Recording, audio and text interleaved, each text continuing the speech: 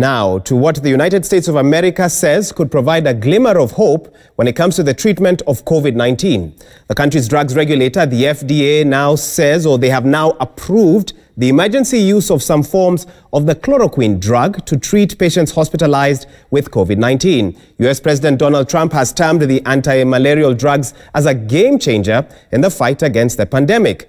But as Pamela Asigi reports, the Ministry of Health here in Kenya is ruling out any immediate use of the drugs. It's a war zone. It's a medical war zone. Inside Brookdale Hospital in New York, every inch of space is valuable as they care for a never-ending stream of patients.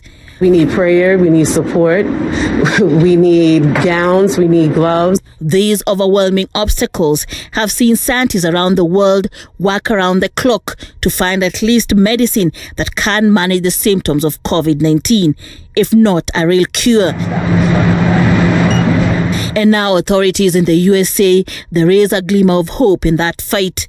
The U.S. drugs regulator, the FDA, has now given an emergency approval for chloroquine, or the closely related form, hydroxychloroquine, to treat seriously ill patients.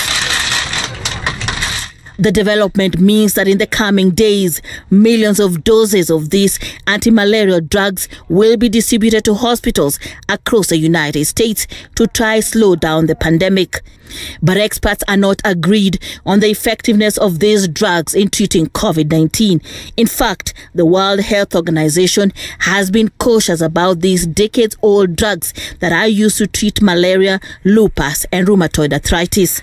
French regulators have also warned doctors against using the drug to treat COVID-19 owing to various side effects. Early studies have provided only mixed evidence amid risks such as vision problems or cardiac arrest. But will Kenya take the cue? Not now, but maybe in the near future. That is according to the Acting Director General of Health, Dr. Patrick Amoth.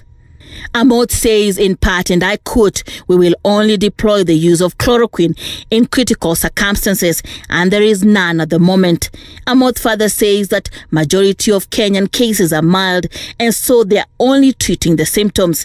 Amoth, however, says when it gets to a point when cases become critical, then they will review, saying desperate times may call for desperate measures. But on the sidelines, scientists are still racing to find an antidote. According to France's National Institute of Health and Medical Research, the first coronavirus treatment test results will be available by the end of this week. The clinical trials of 4 possible treatments began a week ago. They involve more than 3,000 volunteers across Europe. The 4 treatments being tested are remdesivir, lopinavir, interferon beta, and hydroxychloroquine. Those drugs have been used against various diseases, including Ebola, HIV, and malaria. Researchers hope that the test results will show which of these drugs, if any, can successfully treat COVID-19 that continues to overwhelm health systems around the world with devastating economic consequences for the whole world. Pamela Asigi, Citizen TV.